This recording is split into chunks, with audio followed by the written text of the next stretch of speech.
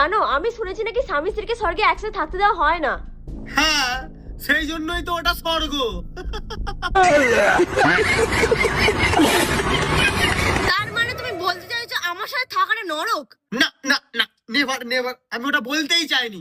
আমি বলতে চাইছি শান্তি শুধু একলাই ভোগ করা যায়। বিয়ের আগে তো বলতে আমি তোমার স্বর্গ, এখন কি হলো?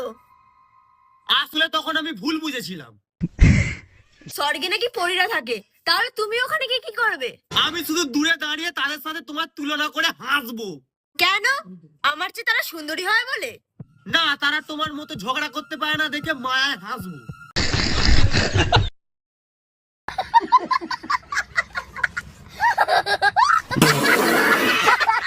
তার মানে তুমি চাও আমিও তোমার পিছু পিছু স্বর্গে যাই? মোটেও না, আমি চাই তুমি দীর্ঘজীবী হয়ে পৃথিবীতেই পড়ে থাকো।